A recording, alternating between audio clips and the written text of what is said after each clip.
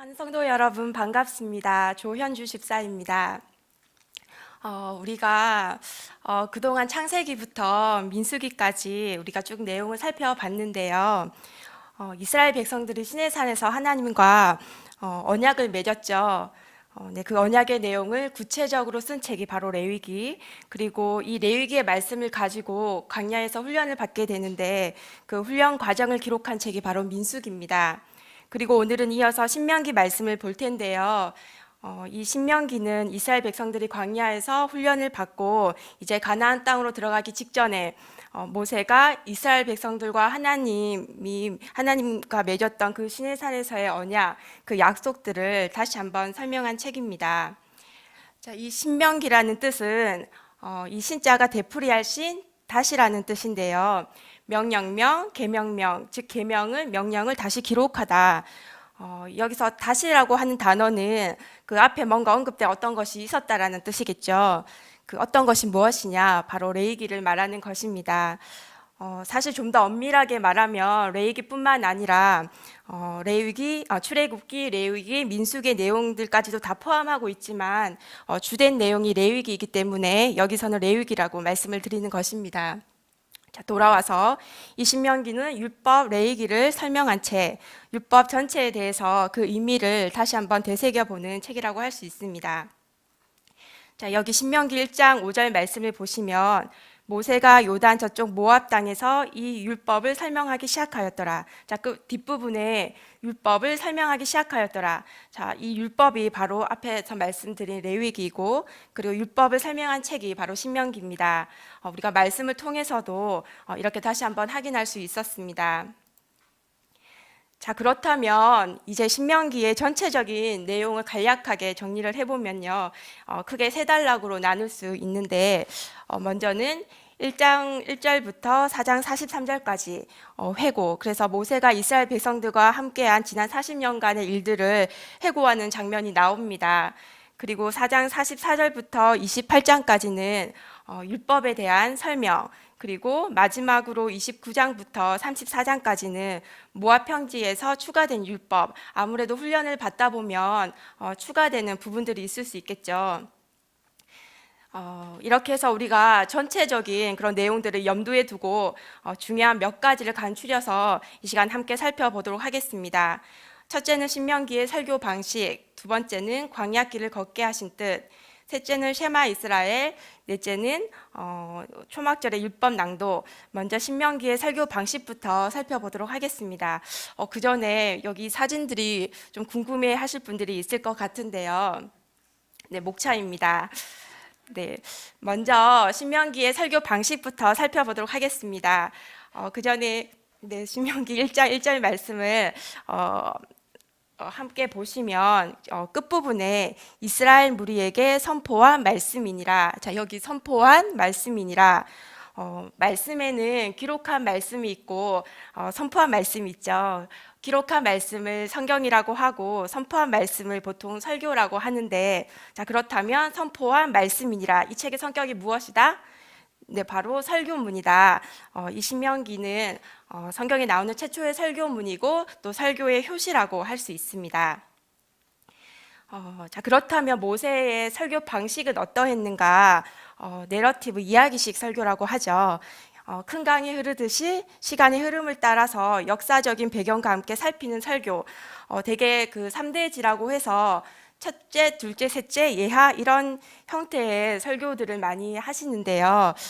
물론 그것도 부분적인 유익이 있을 수 있지만 그렇게 해서는 전체적으로 하나님의 뜻이 완만하게 전달되기는 어렵습니다.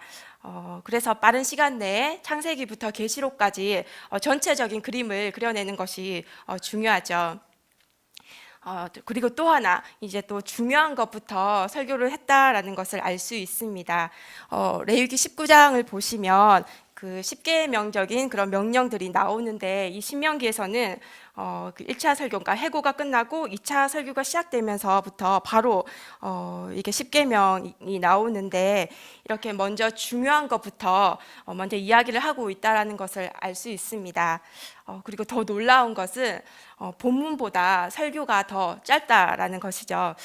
보통 목사님들이 설교를 하실 때 성경 한두 구절을 읽고 그다음에 설교를 길게 하시는데 이렇게 모세는 성경 본문 그 레위기의 전체적인 내용들을 간파하고 정리를 해서 설교를 더 짧게 하고 있습니다.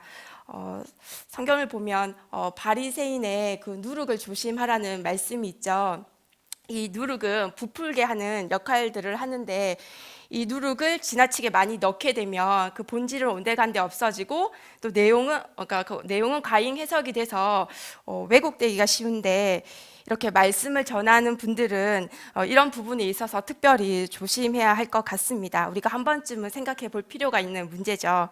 자, 이렇게 해서 우리가 신명기의 설교 방식들을 살펴보았고요. 두 번째는 광야길을 걷게 하신 뜻을 살펴보겠습니다.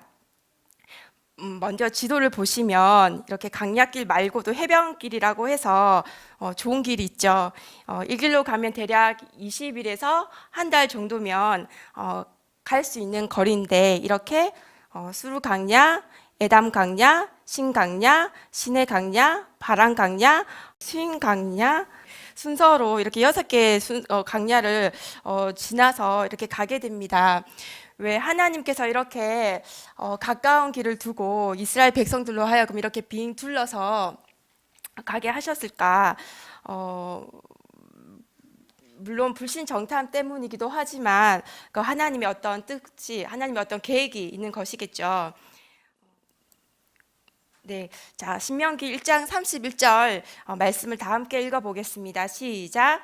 광야에서도 너희가 당하였거니와 사람이 자기의 아들을 안는 것 같이 너희의 하나님 여호와께서 너희가 걸어온 길에서 너희를 안으사 이곳까지 이르게 하셨느니라. 아멘. 예언서에 보면 그 민수기의 강야기 때를 일컬어서 신혼의 때라는 표현이 나오는데요. 그 예레미야 2장 2절 한번 말씀을 보겠습니다. 끝부분에 보시면, 자 뒷부분에 보시면 내 신혼의 때의 사랑을 기억하노니 그때가 언제다? 그 광야에서 나를 따랐음이니라. 다시 말해서 지금 광야에서의 시간이 바로 신혼의 때라는 것이죠. 그럼 어찌 보면 지금 이스라엘 백성들과 하나님은 그렇죠. 광야에서 신혼여행 중이신 거죠. 그런데 왜 굳이 쉽고 편안한 길을 두고 이렇게 힘들고 험난한 곳에서 여행을 하시는 것일까? 우리가 광야에 대해서 좀 더 깊이 생각을 해볼 필요가 있는데요. 이 광야라는 곳은 힘들고 고통스러운 것이죠. 힘든 곳이죠. 우리가 쉬운 길보다는 이렇게 그 어려운 길을 함께 겪고 헤쳐나갈 때 그 사람에 대해서 더 깊이 알 수 있고 그 사람과 더 친밀해질 수 있는 것처럼 하나님도 이스라엘 백성들과 그러길 원하셨던 것 같아요. 그래서 하나님은 하나님만 의지할 수밖에 없는 이 광야에서 하나님의 능력을 마음껏 보여주시면서 만나와 메추라기로 그리고 구름 기둥과 불 기둥으로 이스라엘 백성들을 이끌어 가시는데 이것을 바로 안아주셨다라고 지금 표현을 하는 것입니다. 그렇다면 하나님께서는 이 광야에서 대체 이스라엘 백성들에게 어떤 이야기를 하고 싶으셨던 것일까? 8장 2절 3절 말씀도 우리 다 함께 읽어보도록 하겠습니다. 시작. 내 하나님 여호와께서 이 40년 동안에 너로 광야길을 걷게 하신 것을 기억하라.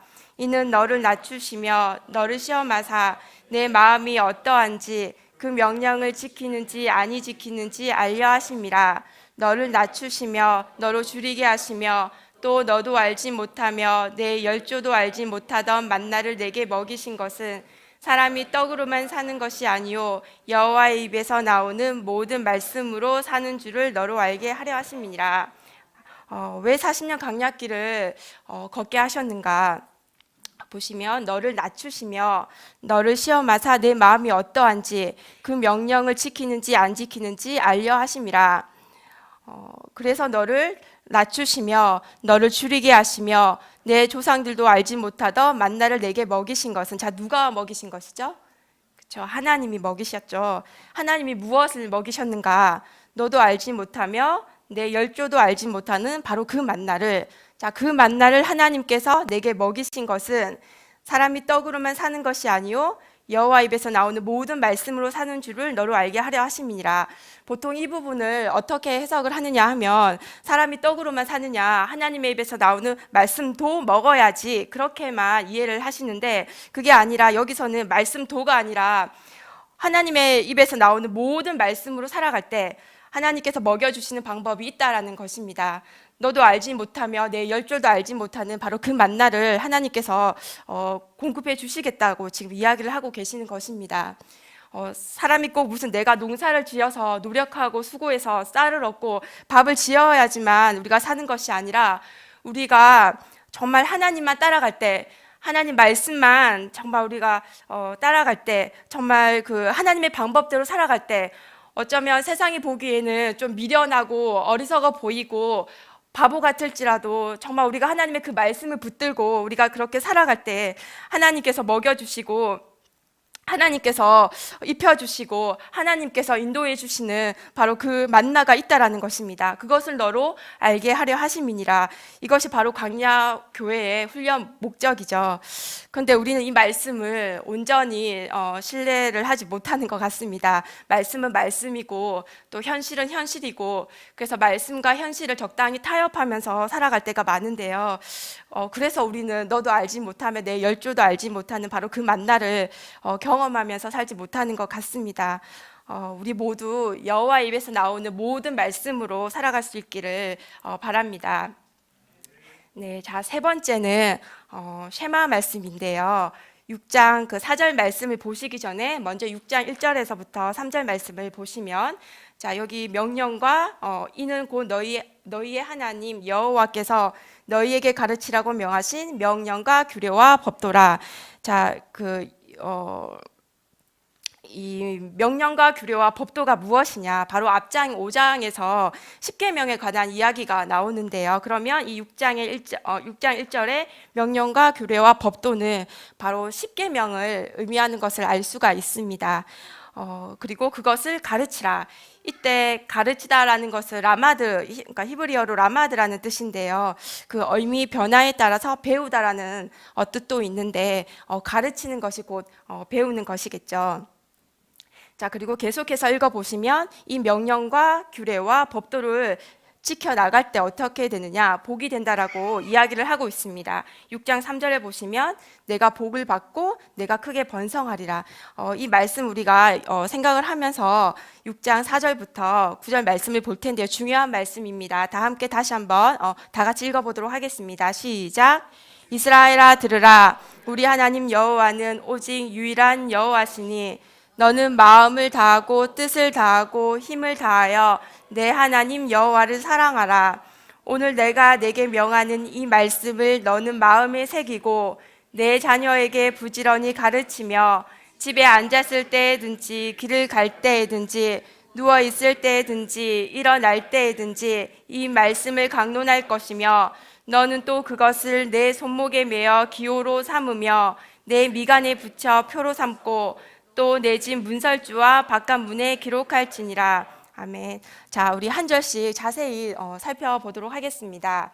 4절에 이스라엘아 들으라. 우리 하나님 여호와는 오직 유일한 여호와시니, 여기 유일한이라는 뜻이 그 여러 개의 그 신들 중에 하나라는 뜻이 아니라 다른 신은 없고 오직 유일한 여호와 하나님 한 분이시다. 너는 마음을 다하고, 이때 마음은 히브리어로 레바브라는 뜻인데요. 계획, 의도, 성향, 경향이라는 뜻입니다. 가령 이 계획이라는 것이 어디에서부터 나오죠? 네, 마음에서부터 나오죠. 이 마음에서부터 악한 것이나 선한 것이 계획되어서 나오는 것입니다. 그래서 이 마음이라는 것은 바로 그 계획, 의도, 성향, 경향을 말하는 것이죠. 자, 그리고 뜻을 다하고, 이때 뜻은 그 네펫이라고 해서 그 창세기 1장에서 하나님께서 흙으로 사람을 만드시고 그 코에 생기를 불어 넣으시니 생명이 된지라. 이때 생명이 바로 네펫인데요. 생명이라는 뜻입니다. 자, 그리고 힘을 다하여, 이거는 메오드라고 해서 재력, 지력, 체력, 권력, 매력. 자, 그래서 그것을 다 동원해서 무엇을 하라? 내 하나님 여호와를 사랑하라. 내 하나님 여호와를 사랑하라. 자, 그러면 어떻게 하는 것이 사랑하는 것이냐? 자, 6절. 오늘 내가 내게 명하는 이 말씀을 너는 마음에 새기고, 다른 사람이 아니라 먼저 내 마음에 새기고, 그리고 7절. 내 자녀에게 부지런히 가르치며, 이때 가르치다라는 뜻은 샤난인데요. 아까 6장 1절에 나왔던 라마드와는 좀 다른 뜻이죠. 이 샤난은 뾰족하게 갈다, 갈고 닦다, 날카롭게 하다라는 뜻인데, 그 장인이 그 연장을 갈듯이 그 우리의 자녀들을 말씀의 검으로 날카롭게 만들어야 한다는 뜻입니다. 그러면 대체 얼마나 부지런히 가르쳐야 그렇게 날카롭게 만들 수 있느냐? 보시면 집에 앉았을 때든지 길을 갈 때든지 누워 있을 때든지 일어날 때든지 이 말씀을 강론할 것이며 어떤 상황 속에서도 하나님 말씀을 가르칠 것이며 그 다음 8절 너는 또 그것을 내 손목에 메어 기호로 삼으며 내 미간에 붙여 표로 삼고 내 집 문설주와 바깥문에 기록할지니라. 오고 가는 사람들에게 다 알게 하라, 영향력을 끼쳐라 라는 그런 뜻이겠죠. 네, 그러면 좀 단계가 이렇게 보이시나요? 네, 먼저는 내 마음에 새기고 그리고 내 자녀에게 부지런히 가르치고 그 다음 세 번째로는 모든 사람들에게 알게 하라, 영향력을 끼쳐라 라는 뜻입니다. 그래서 우리가 다시 한번 정리를 하면 결국 이 신명기 6장 4절 5절 말씀은 이 모세가 그 바로 앞장 5장에 나왔던 그 10계명의 그 핵심을 간파하고 지금 정리를 한 것입니다. 그냥 우리가 단지 1계명, 2계명, 3계명, 4계명 이렇게 계명만 우리가 지키면 되는 것이 아니라 정말 하나님이 원하시는 것은, 하나님이 정말 우리에게 원하시는 것은 우리가 마음을 다하고 뜻을 다하고 힘을 다하여서 주 너의 하나님을 사랑하라. 그것이 바로 이 10계명의 해석입니다. 너의 모든 계획과 의도와 성향과 생명과 지력과 체력과 권력과 모든 매력을 다 활용해서 집에 앉았을 때든지 길을 갈 때든지 내 마음에 새기고 자녀에게 가르치고 그리고 문에 붙이고 손목에 표시하고 모든 사람들에게 영향력을 끼쳐라. 그렇게 지금 말씀을 하고 계시는 거죠. 근데 우리는 어떤가? 우리 마음은 둘째치고 그렇게 하면 내가 또 얼마나 손해를 보면서 살아야 되나, 내가 얼마나 내 자신의 것을 내려놓아야 되나, 포기하며 살아야 되나, 어떻게 우리가 이런 삶을 살 수 있을까, 그런 고민들을 하죠. 그런데 왜 하나님께서 이렇게 모세를 통해서 이 모세의 마지막 이 고별 설교에서 이 말씀을 하시는 것일까?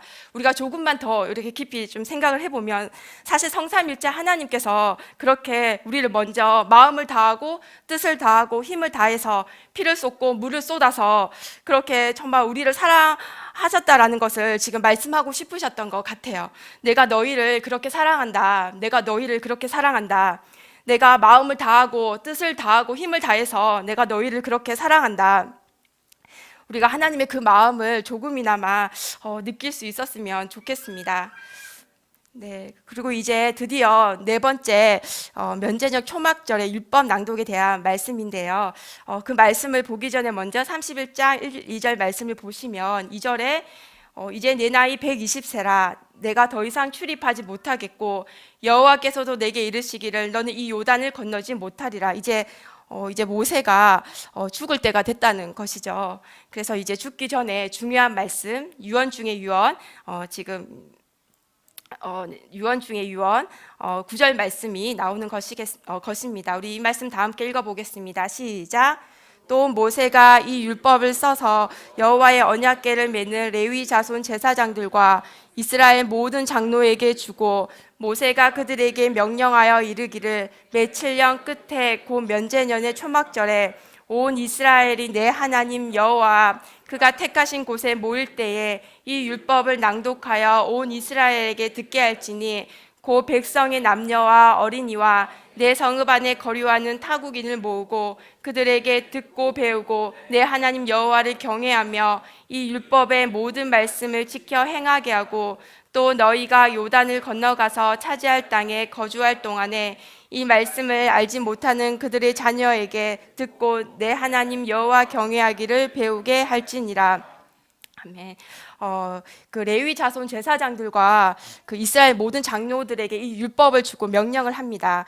가나안 땅에 들어가서는 7년에 한 번 그 초막적 절기를 지킬 때에 온 이스라엘 백성들, 심지어 어린아이들과 타국인들까지도 다 모아서 어떻게 내 말씀을 듣게 하라. 그리고 듣는 것에서만 그치는 것이 아니라 듣고 배우게 하라. 그리고 이 말씀을 지켜 행하게 하라. 더 나아가서 13절에 알지 못하는 후손들에게도 하나님 여호와 경외하기를 배우게 할지니라. 곧 가르치라라는 말씀이죠. 굉장히 중요한 말씀입니다.